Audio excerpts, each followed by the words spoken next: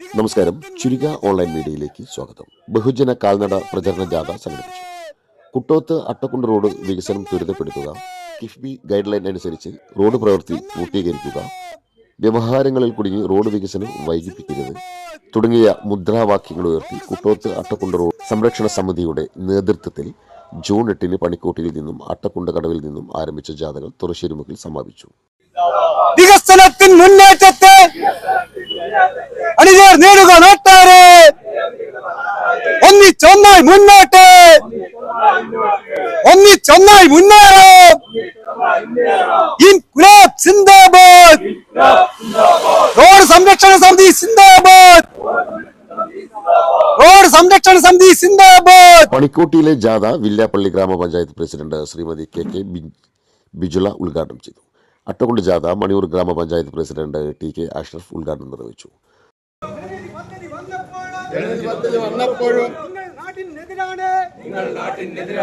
അഹങ്കാരത്തിൻ നുങ്കും കൊണ്ട്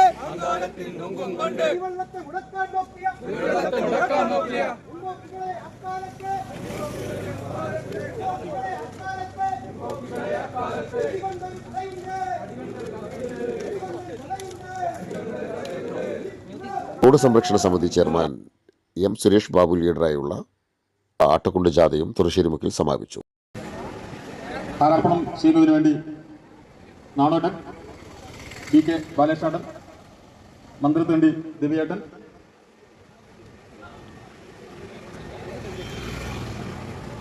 അടുത്തതായി ജാഥ ലീഡർ ദിവാരമ സംസാരിക്കും.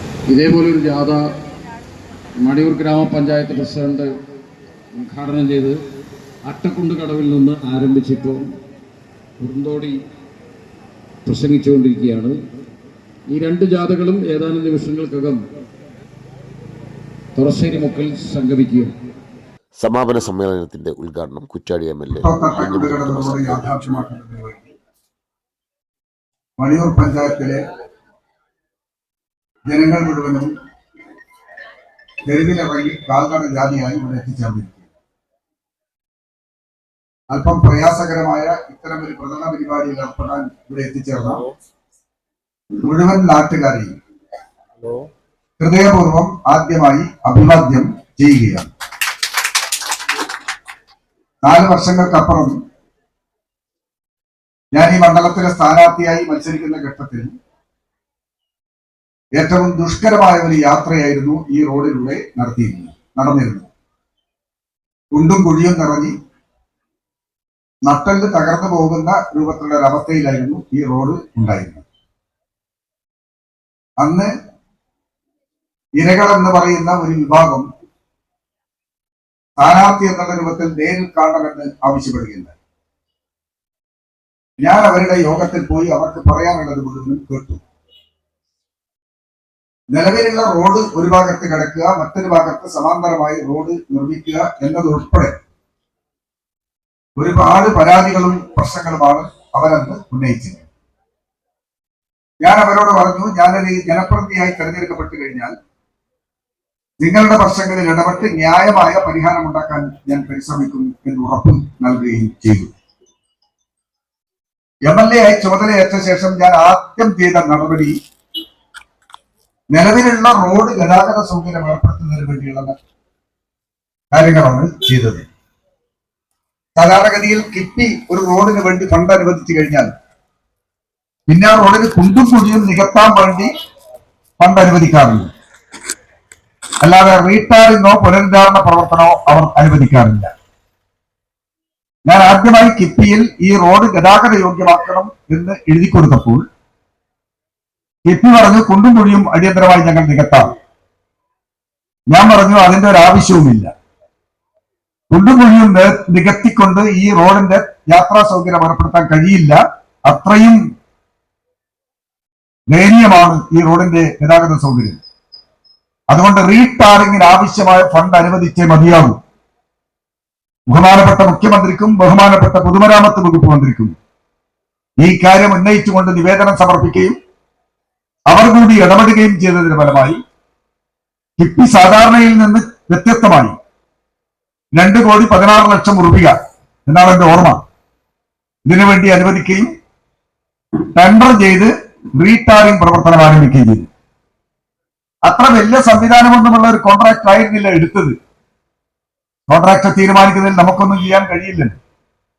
അപ്പൊ സ്വാഭാവികമായും അല്പൊരു ഇഴഞ്ഞുപോക്കൊക്കെ ഉണ്ടായിരുന്നെങ്കിലും ആ ഘട്ടങ്ങളിലൊക്കെ പഞ്ചായത്ത് പ്രസിഡന്റും ഞാനും അതുപോലെ ഇവിടെയുള്ള പാർട്ടിക്കാരും എല്ലാവരും ചേർന്നുകൊണ്ട് ഇടപെടുകയും റീടാറിംഗ് പ്രവർത്തനം പൂർത്തീകരിക്കുകയും ചെയ്തു.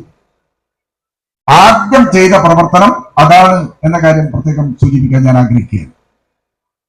തുടർന്ന് നിങ്ങൾക്കറിയാം, 2 വർഷം കഴിഞ്ഞപ്പോൾ സ്വാഭാവികമായും ഈ റോഡിന് കുണ്ടും കുഴിയും വന്നു.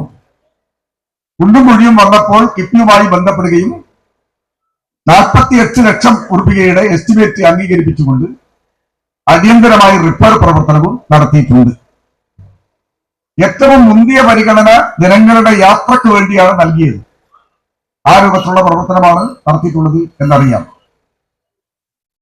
പിന്നീട് ഇതുമായി ബന്ധപ്പെട്ട് പരാതി ഉള്ളവരുടെ മുഴുവൻ ആക്ഷേപങ്ങൾ പഞ്ചായത്തിൽ സ്വീകരിക്കുകയുണ്ടായി. പഞ്ചായത്ത് ഭരണസമിതി തന്നെ മുൻകൈ എടുത്തുകൊണ്ട് ജനങ്ങളിൽ നിന്നും പരാതികൾ സ്വീകരിച്ചു. അതിൽ വളരെ പ്രസക്തമായ പരാതികൾ ഉയർത്തിയ 10-75 പേരിലധികം അവരെ പഞ്ചായത്തിൽ നേരിട്ട് വിളിച്ചു ചേർക്കുകയും അവർക്ക് പറയാനുള്ളത് കേൾക്കുകയും ചെയ്തു. കിഫ്ബിയുടെ ഉദ്യോഗസ്ഥന്മാരുണ്ട്, ഈ പ്രവൃത്തി നിർവഹിക്കാൻ ചുമതലപ്പെട്ട KRFBയുടെ പ്രവർത്തകന്മാരുണ്ട്. അവരെല്ലാം തന്നെ നിലവിലുള്ള അലൈൻമെന്റ് എങ്ങനെയാണെന്നും അതിന്റെ കാര്യം എന്താണെന്നും എല്ലാം തന്നെ അവർ സൂചിപ്പിക്കുകയുണ്ടായി. എല്ലാവരുടെയും പരാതി രേഖപ്പെടുത്തുകയും മനസ്സിലാക്കുകയും ന്യായമായ രൂപത്തിലുള്ള പരിഹാരം ഉണ്ടാക്കാൻ കഴിയും എന്ന പ്രതീക്ഷ പ്രകടിപ്പിക്കുകയും ചെയ്തു. തുടർന്നാണ് എന്റെ അഭ്യർത്ഥന മാനിച്ചുകൊണ്ട് കിഫ്ബി പ്രത്യേകമായി കിഫ്ബിയുടെ ചീഫ് എക്സിക്യൂട്ടീവ് കൂടി പങ്കെടുത്തുകൊണ്ട്, എബ്രഹാം സാർ കൂടി പങ്കെടുത്തുകൊണ്ട് യോഗം ചേർന്നത്. ആ യോഗത്തിലാണ് ഞാൻ അതുവരെ 12 മീറ്ററാണ് റോഡിന്റെ വീതി എന്നാണ് എല്ലാവരും പറഞ്ഞിരുന്നത്. ആ യോഗത്തിലാണ് അവർ പറയുന്നത് 2021 ജനുവരി മാസമാണെന്ന് അല്ലേ തന്നെ 10 കോടി രൂപ അക്വിസിഷൻ നടപടിക്ക് വേണ്ടി അനുവദിച്ചിട്ടുണ്ട്. ആ ഉത്തരവിൽ തന്നെ 10 മീറ്റർ റോഡിന് വേണ്ടി 10 കോടി രൂപ അനുവദിക്കുന്നു എന്നാണ് ഉള്ളത്. ഞാൻ പറഞ്ഞു, ഞാനിതാദ്യമായി കേൾക്കുന്നത്. സത്യമാണ്, ഞാൻ അതിന്റെ മുമ്പ് ഇങ്ങനെ മനസ്സിലാക്കിയിട്ടില്ല. ഞാനൊരു പുതിയ പ്രതിനിധിയാണല്ലോ. ഞാനിത് പറയേണ്ട താമസം കിഫ്ബിയുടെ ഉത്തരവ് എന്റെ മുന്നിൽ എത്തുകയും ചെയ്തു. ഞാൻ പറഞ്ഞു, നാട്ടുകാർ മുഴുവനും 12 മീറ്റർ വേണമെന്നാണ് പറഞ്ഞിട്ടുള്ളത്, രാഷ്ട്രീയ പാർട്ടികളും അങ്ങനെയാണ് പറഞ്ഞിട്ടുള്ളത്, ആ രൂപത്തിൽ ഏർപ്പെടണം. അപ്പൊ അവർ പറഞ്ഞു, വാഹന ഗതാഗത സാന്ദ്രത നോക്കി മാത്രമേ കിഫ്ബിക്ക് റോഡിന് ഫണ്ട് അനുവദിക്കാറുള്ളൂ, വീതി നിർണയിക്കാറുള്ളൂ. അങ്ങനെ ഞങ്ങൾ നടത്തിയ പരിശോധനയിൽ 10 മീറ്ററേ ആ റോഡിന് ആവശ്യമുള്ളൂ. അങ്ങനെ ഞങ്ങൾ തമ്മിൽ യോഗത്തിൽ കുറെ നേരം തർക്കമായി. തർക്കം പരിഹരിക്കുന്നതിന് വേണ്ടി അവർ പറഞ്ഞു, ഒരു കാര്യം ചെയ്യാം, ഏറ്റവും ആധുനികമായ യന്ത്രോപകരണങ്ങളുണ്ട്, അത് വെച്ചുകൊണ്ട് നമുക്കൊരു വാഹന സാന്ദ്രത ഈ റോഡിൽ തന്നെ നടത്താം. ഞാൻ ചോദിച്ചു, അതെന്താ ഈ റോഡിൽ തന്നെ നടത്താമെന്ന്? ആദ്യം നടത്തി എന്ന് പറയുന്നത് മാനുവൽ ആയിട്ടാണ്. അത് നടത്തിയതൊന്ന് തുറശ്ശേരി കടവിലാണ്, മറ്റൊന്ന് അട്ടക്കുണ്ടിലാണ് നടത്തിയത്, മറ്റൊന്ന് പനിക്കുവട്ടിയിലാണ്. യഥാർത്ഥത്തിൽ ഈ റോഡിൽ കൂടെ പോകുന്ന വാഹനങ്ങളെ കണക്കിലെടുക്കാൻ പറ്റുന്ന രൂപത്തിൽ 2 പോയിന്റിൽ നടത്താമെന്ന് പറഞ്ഞു. അത് ഉടനെ നടത്തണമെന്ന് ആവശ്യപ്പെടുകയും ചെയ്തു. ഞാൻ പറഞ്ഞു, ഉടനെ നടത്താൻ പറ്റില്ല, റീടാറിംഗ് പ്രവർത്തനം നടന്നിട്ട് മാത്രമേ കഴിയൂ. ഇപ്പൊ നടത്തി കഴിഞ്ഞാൽ 5 മീറ്റർ റോഡും വേണ്ടി വരില്ല, അങ്ങനെ വാഹനം പോകാത്ത അവസ്ഥയാണ് ഉള്ളത്. അങ്ങനെയാണ് റീടാറിംഗ് പ്രവർത്തനം കഴിഞ്ഞ ഉടനെ 2 കേന്ദ്രങ്ങളിൽ, ഒന്ന് പാലയാട് വില്ലേജ് ഓഫീസിനടുത്താണ്, ഒന്ന് മുതുവനെയാണ്. 2 സ്ഥലത്ത് അവർ വെച്ച് പഠനം നടത്തുകയും അതിന്റെ അടിസ്ഥാനത്തിൽ ഒരു സർക്കാർ അംഗീകൃതമായ വളരെ പ്രശസ്തമായ ഒരു ശാസ്ത്ര സംഘടനയാണ്, ഈ കാര്യങ്ങളിൽ പഠനം നടത്തുന്ന സംഘടനയാണ്, അവർ നടത്തുകയും 10 മീറ്റർ റോഡ് തന്നെയാണെന്ന് ബോധ്യപ്പെടുത്തുകയും ചെയ്തു എന്നതാണ് അവസ്ഥ. അപ്പോഴേക്കും ഈ 10 മീറ്റർ വീതിയിൽ കല്ലിടുന്നതിന് വേണ്ടിയുള്ള നടപടികൾ മുഴുവനും നടന്നു. സാമൂഹ്യാഘാത പഠനം നേരത്തെ തന്നെ നടന്നിട്ടുണ്ട്. PWD ആദ്യഘട്ടത്തിൽ PWD ആണ് ഈ കാര്യം കൈകാര്യം ചെയ്തിരുന്നത്.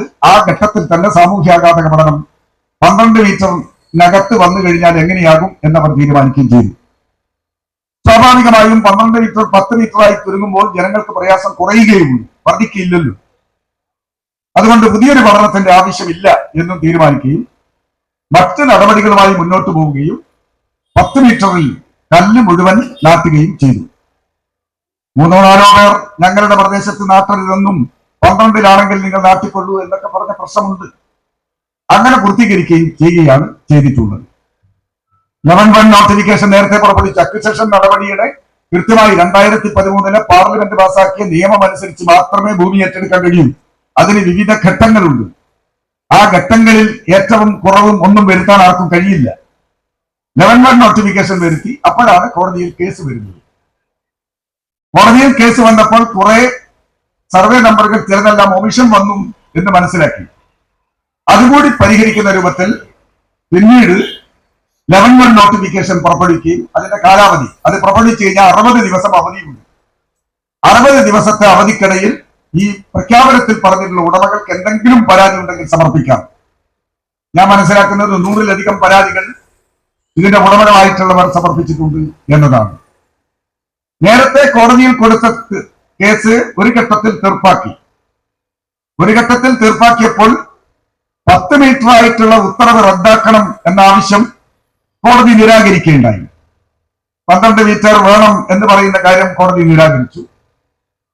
എന്നാൽ 10 മീറ്ററിൽ കല്ലിടുന്ന നടപടി നിർത്തിവെക്കണമെന്ന് പറഞ്ഞു. പക്ഷെ കോടതി ഉത്തരവ് വരുന്നതിന് മുമ്പ് തന്നെ കല്ലിടൽ പ്രക്രിയ മുഴുവനും അവസാനിച്ചു കഴിഞ്ഞിരുന്നു എന്നതാണ് വസ്തുത. അങ്ങനെ പ്രവർത്തനമായി മുന്നോട്ട് പോകുമ്പോഴാണ് കോടതി ഉത്തരവിനെ ലംഘിച്ചുകൊണ്ട് നടപടികൾ സ്വീകരിച്ചു എന്ന് പറഞ്ഞ് കോടതി അലക്ഷ്യ നടപടികൾ കൊടുക്കുന്നത്. സ്വാഭാവികമായും കോടതി അലക്ഷ്യ നടപടികൾ കൊടുത്തു കഴിഞ്ഞാൽ ഉദ്യോഗസ്ഥന്മാരെ സംബന്ധിച്ചിടത്തോളം ഭയാശങ്കകൾ ഉണ്ടാകും, പ്രയാസമുണ്ടാകും, പ്രവർത്തനത്തിന് വേഗത കുറവുണ്ടാകും. അപ്പൊ ഈ കേസുമായി ബന്ധപ്പെട്ടവരെ എല്ലാം മനസ്സിലാക്കിയിട്ടുള്ളത് അവർക്ക് ഈ റോഡിന്റെ ഏറ്റെടുക്കൽ പ്രവൃത്തി മന്ദീഭവിപ്പിക്കുക, വേഗത കുറയ്ക്കുക എന്നാണ് ഞാൻ മനസ്സിലാക്കിയിട്ടുള്ളത്. അതോടൊപ്പം തന്നെ ഈ സർക്കാരിന്റെ കാലഘട്ടത്തിൽ ഈ പ്രവൃത്തി പൂർത്തീകരിക്കരുത്. അതുകൊണ്ട് താമസിപ്പിക്കാൻ എന്തെല്ലാം മാർഗമുണ്ടോ ആ മാർഗങ്ങളെല്ലാം ഉപയോഗിക്കുക എന്നുള്ള നിലപാടാണ് സ്വീകരിച്ചത്. ഇപ്പോൾ ഈ 11 നോട്ടിഫിക്കേഷൻ വന്നതോടുകൂടി തന്നെ മറ്റൊരു പുതിയൊരാൾ ഇപ്പൊ ഫയൽ ചെയ്തിട്ടുണ്ട്. അതിന്റെ ഹിയറിംഗ് 2-ാം തീയതിയായിരുന്നു, അത് 12-ാം തീയതിക്ക് മാറ്റിവെച്ചിട്ടുണ്ട്. ഇങ്ങനെ ഒരു കേസ് കഴിയുമ്പോൾ വേറൊരു കേസ് കൊടുക്കും, വേറൊരു കേസ് കഴിയുമ്പോൾ ഒരു കോടതി അലക്ഷ്യ നടപടി കൊടുക്കും. ഇങ്ങനെ നടപടിയായി കഴിഞ്ഞാൽ ഈ പ്രവർത്തനം എങ്ങനെ സമയബന്ധിതമായി പൂർത്തീകരിക്കാൻ കഴിയും? ഇതാണ് ഇപ്പോഴത്തെ അവസ്ഥ. ഇവിടെ ഇപ്പൊ ഈ റോഡിൽ സാധാരണഗതിയിൽ 10 മീറ്റർ ആണെങ്കിൽ വളവിലും തിരിവിലും എല്ലാം തന്നെ 11 മീറ്റർ ഉള്ളതുണ്ട്, 11.5 മീറ്റർ ഉള്ളതുണ്ട്, 12 മീറ്റർ ഉണ്ടെന്നാണ് എനിക്ക് തോന്നുന്നത്. വിവിധമായ അളവുകളിലാണ്. പൂർണ്ണമായും വളവുകളൊന്നും നിവർത്തി കൊണ്ടുപോകാൻ കഴിയില്ലെന്ന് നിങ്ങൾക്കെല്ലാം അറിയാം. എന്നാൽ ഗതാഗതത്തിന് വലിയ പ്രയാസമില്ലാത്ത രൂപത്തിൽ കൊണ്ടുപോകുന്ന നിലപാടുകളാണ് സ്വീകരിച്ചിട്ടുള്ളത്. KRFയും കൊയിലാണ്ടി സ്പെഷ്യൽ തഹസിൽദാരും എല്ലാം തന്നെ സമയബന്ധിതമായി പൂർത്തീകരിക്കണമെന്ന് അവർക്ക് ആഗ്രഹമുണ്ട്. പക്ഷെ കോടതി ഇടപെട്ടാൽ എന്ത് ചെയ്യും? കോടതി ഇടപെടൽ ഇങ്ങനെ വന്നുകൊണ്ടിരിക്കുന്ന ഘട്ടത്തിൽ പ്രയാസകരമാണ്. ആ ഒരവസ്ഥയാണ് ഇപ്പോഴുള്ളത്. KRFയും സ്പെഷ്യൽ ലാൻഡ് അക്വിസിഷൻ തഹസിൽദാരും എല്ലാം തന്നെ ജാഗ്രതയോടുകൂടി തന്നെ ഇക്കാര്യം കാണുന്നുണ്ട്. എല്ലാ മാസവും അവലോകന യോഗം എന്റെ സാന്നിധ്യത്തിൽ കലക്ടർ പങ്കെടുത്തുകൊണ്ട് കലക്ടറുടെ അധ്യക്ഷതയിൽ ചേരാറുണ്ട്. സമയബന്ധിതമായിട്ട് തന്നെ നമുക്കിത് പൂർത്തീകരിക്കണം എന്ന ആഗ്രഹത്തോടു കൂടിയാണ് ആ നടപടികൾ സ്വീകരിച്ച് മുന്നോട്ട് പോകുന്നത്. എനിക്ക് വളരെയധികം സന്തോഷമുണ്ട്. നിങ്ങളെല്ലാം തന്നെ ഈ ഗൗരവമായ പ്രശ്നത്തിൽ രംഗത്ത് വരാനും ഇടപെടാനും തയ്യാറായി എന്നതിൽ അങ്ങേറ്റം സന്തോഷമുണ്ട്. എനിക്ക് ഈ സന്ദർഭത്തിൽ എല്ലാവരോടും എന്തോ തെറ്റിദ്ധാരണ കൊണ്ടോ എന്തോ അടിസ്ഥാനത്തിൽ അപ്പുറം നിന്ന് വ്യവഹാരവുമായി പോയി വെച്ച് താമസിപ്പിക്കാൻ ശ്രമിക്കുന്നവരോട് വിനയപൂർവ്വം പറയാനുള്ളത്, ഒരു നാടിന്റെ പൊതു താല്പര്യം മുൻനിർത്തിക്കൊണ്ട് നിങ്ങൾ ഇതുമായി സഹകരിച്ചു പോകണം. ഇപ്പൊ 10 മീറ്റർ റോഡ് എടുത്ത് ഇനി ഭാവിയിൽ 12-ഓ 15-ഓ വേണമെന്ന് പറയുമ്പോൾ അന്ന് നമുക്ക് ആലോചിക്കാമല്ലോ. ഇപ്പം 10 മീറ്ററിലാണെങ്കിൽ 10 മീറ്ററിൽ റോഡ് വരട്ടെ. നാട്ടിലുള്ള എല്ലാ റോഡുകളും മെച്ചപ്പെട്ട റോഡുകളായി മാറി എന്ന് നിങ്ങൾക്കറിയാം. നമ്മുടെ ഇവിടെ തന്നെ അപ്പുറത്തുള്ള ബാങ്ക് റോഡ് നല്ല രൂപത്തിലായി. അതുപോലെ തന്നെ നമ്മുടെ തോടന്നൂർ ഇടിഞ്ഞകളവ് റോഡ് 12 കോടി രൂപയുടെ പ്രവർത്തനം ഇപ്പോൾ നടക്കുന്നുണ്ട്. അതും മഴ വിട്ട് മാറിക്കഴിഞ്ഞാൽ ഏറ്റവും നല്ല റോഡായി മാറും. നമ്മൾ മാത്രം ഈ മോശമായ റോഡുമായി മുന്നോട്ട് പോകേണ്ട സാഹചര്യമുണ്ടോ? കേരളം മുഴുവനും മാറിക്കൊണ്ടിരിക്കുന്ന ഘട്ടത്തിൽ നമുക്ക് ഈ മണിയൂറിനും മാറ്റം വേണം. അതുകൊണ്ട് ദയവ് ചെയ്ത് വിനയപൂർവ്വം എനിക്ക് അപ്പുറത്ത് നിൽക്കുന്ന സുഹൃത്തുക്കളോട് പറയാനുള്ളത് 10 മീറ്ററിലാണെങ്കിൽ 10 മീറ്റർ റോഡ് വരട്ടെ. നമുക്ക് ഭാവിയിൽ വികസനത്തിന് വേണ്ടി വരുമ്പോൾ ഒപ്പം നമുക്ക് ആലോചിച്ച് പോകാം. ദയവ് ചെയ്ത് ഇതിനെ താമസിപ്പിക്കരുത്. താമസിച്ച് കിഫ്ബി പോലുള്ള ഒരു സംവിധാനത്തിൽ നിന്ന് പണം കിട്ടിയതുകൊണ്ട് മാത്രമാണ് ഒറ്റയടിക്ക് നമുക്ക് പ്രവർത്തനം നടത്താൻ കഴിയുന്നത്. വേറെ ഏത് ഏജൻസിയിൽ നിന്ന് പണം കിട്ടും? സംസ്ഥാന സർക്കാരിന്റെ ബജറ്റ് വിഹിതം വരുമ്പോൾ 1 കിലോമീറ്റർ 2 കിലോമീറ്റർ ഘട്ടം ഘട്ടമായി നമുക്ക് ഉണ്ടാക്കാനേ കഴിയൂ. അങ്ങനെ ബജറ്റിൽ പണം ഉണ്ടാകും. ബജറ്റേതര മാർഗത്തിലുള്ള ഫണ്ട് കൊണ്ടാണ് നമുക്ക് ബൾക്കായി വലിയ ഫണ്ട് ലഭിക്കുന്നത്, ഒറ്റയടിക്ക് പ്രവർത്തനം നടത്താൻ കഴിയുന്നത്. ഇത് നിങ്ങളെല്ലാം നാട്ടുകാരെല്ലാം മനസ്സിലാക്കുന്നുണ്ടാകും എന്നാണ് ഞാൻ കരുതുന്നത്. ഇതെങ്ങനെയെങ്കിലും താറുമാറായി കഴിഞ്ഞാൽ പകരം ഒരു ബദൽ ഫണ്ട് നമുക്കെവിടെയും ലഭ്യമല്ല. അതുകൊണ്ട് അനുവദിക്കപ്പെട്ട ഫണ്ട് കൃത്യസമയത്ത് പൂർത്തീകരിച്ച് നമുക്ക് ഈ റോഡിന്റെ പണി നല്ല നിലയിൽ പര്യവസാനിപ്പിക്കാൻ കഴിയണം. എല്ലാവരും സഹായിക്കണം, സഹകരിക്കണം. ദയവ് ചെയ്ത് ഈ വിവാദങ്ങൾ നമുക്ക് അവസാനിപ്പിക്കണം. വിവാദങ്ങൾ കൊണ്ട് എല്ലാ വികസന പ്രവർത്തനങ്ങളും മുടങ്ങുകയുള്ളൂ. അതുകൊണ്ട് വിവാദമുണ്ടാക്കി നിലവിലുള്ള റോഡ് പ്രവർത്തനത്തെ ഇല്ലാതാക്കുന്ന രൂപത്തിലുള്ള നിലപാടുകൾ സ്വീകരിക്കുന്നു.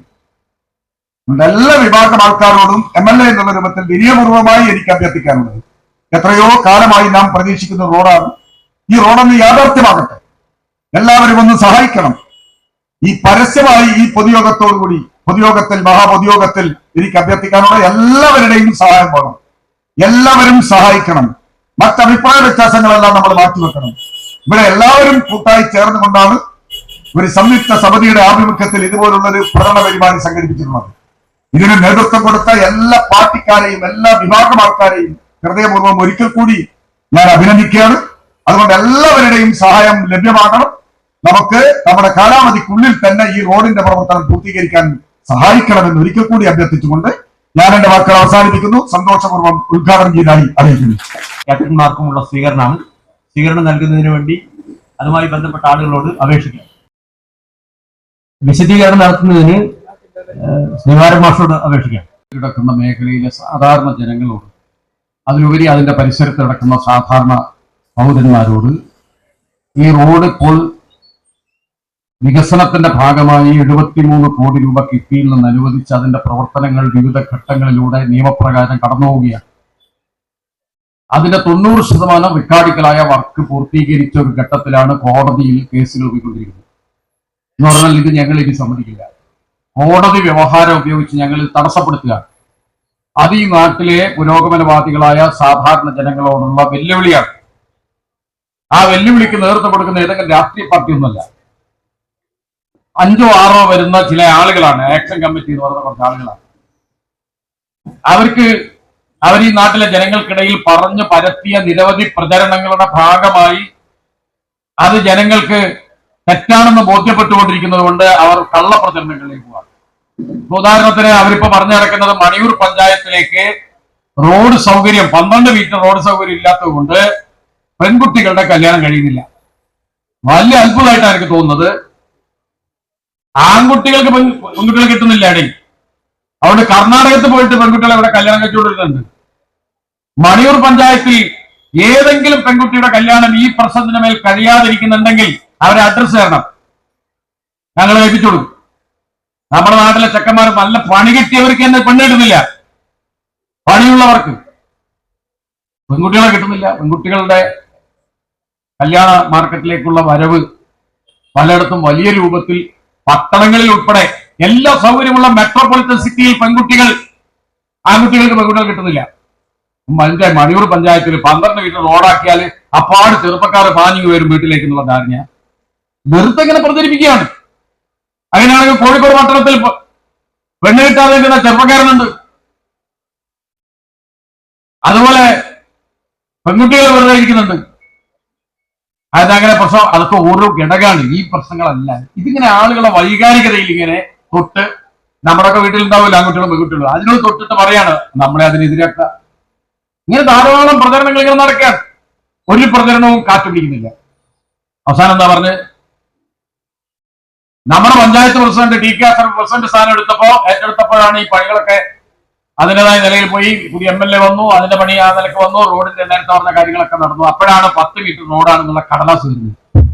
ആ കടലാസ് മുമ്പേ ഉണ്ട്, 2020 വന്ന കടലാസാ. ഈ ആക്ഷൻ കമ്മിറ്റിക്കാർ പൂർത്തിവെച്ചു. പാറക്കൽ അബ്ദുള്ള, ബഹുമാനപ്പെട്ട പാറക്കൽ അബ്ദുള്ള യോഗം വിളിച്ചപ്പോ സർവകക്ഷി ഇവർ പറയണ്ടേ, ബഹുമാനപ്പെട്ട MLA ഇങ്ങനെ ഒരു സാധനമുണ്ട്, 10 മീറ്ററിൽ 10 കോടി അനുവദിച്ചിട്ടുണ്ട്, ഈ റോഡിന് 10 മീറ്റർ മാത്രമാണ് PWD വിഭാവനം ചെയ്തത്, കിഫ്ബി വിഭാവനം ചെയ്തത്, ഇത് നമുക്ക് മാറ്റം നായോട് പറയണ്ടേ? അയാളെ പറ്റിച്ചു. അന്ന് കൂടിയിരുന്ന സർവകക്ഷിക്കാരോട് പറഞ്ഞില്ല, എല്ലാ സർവകക്ഷിക്കാരെയും പഞ്ചായത്തിൽ ഇവർ വഞ്ചിച്ചു. ഇവര് പറയണല്ലോ 10 മീറ്റർ പോലെ നമുക്ക് 12 വേണമെന്ന്. അതിനിങ്ങനെ ചില കൊടുക്കേണ്ട വാഹന സാന്ദ്രത പഠനം നടത്തണം. അതിന് കിഫ്ബി ഒരു വർത്തമാനം പറഞ്ഞിട്ടുണ്ട് 2020 നിങ്ങൾക്ക് 12 മീറ്റർ വേണമെന്നുണ്ടെങ്കിൽ ഒരിക്കൽ കൂടി വാഹന സാന്ദ്രത പഠനം നടത്തണം. 20 പറഞ്ഞിട്ട് 20 നടത്തിയില്ല, 21 നടത്തിയില്ല. 21 കുഞ്ഞമോട്ടി ഭാഷ വന്നപ്പോ ഇപ്പൊ പറഞ്ഞ പോലെ നമ്മുടെ വില്ലേജ് ഓഫീസിന്റെ അടുത്തും മുതല സ്കൂളിന്റെ അടുത്ത് അവിടെ നടത്തി. അപ്പൊ 5000 താഴെയാ. അപ്പൊ ഇവര് പറയാ കുഞ്ഞമ്മദ് ഭാഷ അട്ടിമറിച്ചതാണ്, 5000 അല്ല 6000 ഉണ്ട്. നിങ്ങൾ 4 കേസ് കൊടുത്തിട്ടില്ല ഹൈക്കോടതി, ഒരു കേസും കൂടി കൊടുക്ക്. ഈ വാഹന സാന്ദ്രത കുഞ്ഞമ്മദ് ഭാഷ അട്ടിമറിച്ചതാണെന്ന് പറഞ്ഞൊരു കേസ് കൊടുക്ക്. എന്നിട്ട് കോടതി പറയട്ടെ അത് ശരിയാണ്, അട്ടിമറിച്ചതാണ്, 12 കൊടുക്കണം, 12 കൊടുക്കണം. ഇലകളുടെ കർമ്മസമിതിക്കാരും ഉണ്ട് നമ്മളെ ഈ റോഡ് സംരക്ഷണം, അവരുൾപ്പെടെ തയ്യാറ്. എന്താ നിങ്ങൾ കേസ് കൊടുക്കാത്തത്? നിങ്ങൾ കൊടുക്കേണ്ട ദിവസം ചുരുട്ടി കൊട്ടയിലിടും ഹൈക്കോടതി. പ്രചരണങ്ങൾ പോലെ ഇതൊക്കെ ഈ ജാഥയൊക്കെ 4 കൊല്ലം മുമ്പ് നടത്തേണ്ടതായിരുന്നു. ശരിക്കും നാട്ടുകാരൊന്നും അറിയില്ല എങ്ങനെയാണ് റോഡ് വരുന്നത്, എങ്ങനെയാണ് റോഡിന്റെ വീതി കണക്കാക്കുന്നത്, എന്തെല്ലാം സംവിധാനങ്ങളുണ്ട്. ഇവരാരോട് ഇതൊന്നും പറയാതെ ഇതിലൊക്കെ കടലാസ് പിന്നെയാണ് എന്റെ ഫോണിൽ ഇവര് തന്നെ അയച്ചു തന്നുണ്ട്. ടെക്നിക്കൽ അപ്രൈസർ റിപ്പോർട്ട് എന്റെ കീസ് ഫോണിലേക്ക് അയച്ചു തന്നത് ഇവരെ. അതിനകത്തുള്ള ഒരു കേസിനാ പറയുന്നത്. 4 കേസും കൂടിയാലോ 8 ലക്ഷം 10 ലക്ഷം ചെലവാക്കാൻ ഇവർക്ക് കൊടുത്ത കാശ് നിങ്ങളോട് ആരെങ്കിലും തിരിച്ചോ? ഈ നാട്ടിൽ നമുക്ക് വിയോജിപ്പുള്ള സംഘടനകൾ നമ്മളോട് വന്ന് പൈസ ചോദിക്കും. നമ്മൾ കൊടുക്കലുണ്ട് നമുക്കാവും പോലെ. ഇവര് നമുക്ക് വിയോജിപ്പുള്ളതാണെങ്കിൽ നമ്മളോട് ചോദിച്ചോ? നിങ്ങൾ ആരെങ്കിലും ഇടവലക്കാരോട് ചോദിച്ചോ? ആരെങ്കിലും ഒരു റെസിറ്റ് വെച്ച് പിരിക്കുന്നതായിട്ട് നിങ്ങൾ എവിടെ നിന്ന് ഇവർക്ക് ഇത്രയും കാശ്? ഈ കേസുകൾ നടത്തി അട്ടിമറിച്ചൊക്കെ ഈ മണിയൂരിലെ ജനങ്ങളുടെ ജനാഭിലാഷത്തിനെതിരെ നിലപാടെടുക്കാൻ ഹൈക്കോടതി കയറുന്നതിനുള്ള ചങ്കുറ്റ ഇവർക്ക് എവിടെ കിട്ടിയത്? ആളുകൾ വിചാരിച്ച നടക്കും ഇത്. ഇതിന്റെ പിന്നിൽ ഒരു വലിയ പണസ്രോതസ് ഉണ്ട്. അവരാണ് ഇത് അട്ടിമറിക്കാൻ വരയ്ക്കുന്നത്. എന്താ അവരുടെ താല്പര്യം? എന്താ നിങ്ങളുടെ താല്പര്യം? 12 ആക്കുക, 15 ആക്കുക. 20 മീറ്ററാണ് ആദ്യഘട്ടത്തിൽ ഇവരെടുത്ത അലൈൻമെന്റിൽ എന്ന് പറഞ്ഞാൽ ഒരു വീട് അപ്പാട് പോകും, ഒന്നിന്റെ അടുക്കള പോകും, വരാന്ത പോകും. ഇങ്ങനെ ജനങ്ങളെ മുഴുവൻ കഷ്ടപ്പെടുത്താൻ ഇവരിതിനെ വാശി പിടിക്കുന്നു. ഇതിനെ ആക്ഷൻ കമ്മിറ്റി എന്നാ പറയുന്നത് 12 ആക്കാൻ. ഞാൻ ചോദിക്കട്ടെ, ഇന്ത്യയിലെമ്പാടും നാഷണൽ ഹൈവേ പ്രവർത്തി നടക്കുന്നത് 60 മീറ്റർ വീതി. ഇന്ത്യയിലെമ്പാടുമുള്ള സംസ്ഥാനങ്ങളിൽ NHന്റെ വീതി 60 മീറ്ററാ. കേരളത്തിൽ 45 ഇപ്പൊ. നിങ്ങൾ വടകരയോടൊക്കെ വന്നിട്ട് ഒരു ചൂടി പിടിച്ചു നോക്ക്. അപ്പുറം ഇപ്പുറം വന്നിട്ട് 45 അല്ലാതെ 46 കിട്ടൂല. 45 മീറ്ററാണ് NH 66. എന്തേ 15 മീറ്റർ കുറച്ചു കളഞ്ഞതിനെതിരെ ആക്ഷൻ കമ്മിറ്റി ഇല്ലാത്തത്? കേരളത്തിന്റെ വികസനം അട്ടിമറിക്കപ്പെട്ടു പോയി എന്ന് എന്തേ കേരളത്തിൽ ആരും പറയാത്തത്? കേരളത്തിലെ സാധാരണ ജനം ജീവിക്കുന്ന ഈ നാട്ടിൽ നമ്മുടെ 10 സെന്റും 5 സെന്റും അതിലൊക്കെ വീട് വെച്ച് താമസിക്കുന്നവരാ. ഉത്തർപ്രദേശിലും രാജസ്ഥാനിലും മധ്യപ്രദേശിലും ഉള്ള ആളുകൾക്ക് ഭൂമിയില്ല. ഭൂമി ഉള്ളവന് 100 ഏക്കറാ സ്വന്തമായിട്ട്. ഒരു പഞ്ചായത്തിന്റെ സ്ഥലം ഒരാളതാ.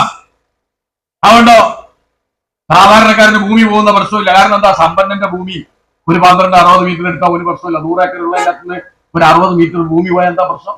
അതുകൊണ്ട് അവിടെ 60 മീറ്ററാണ്. ഇവിടെ പറ്റില്ല. ഇവിടെ 4 മീറ്ററിലും 4 സെന്റിലും 5 സെന്റിലും 10 സെന്റിലും താമസിക്കുന്നവരാ ഭൂരിപക്ഷം.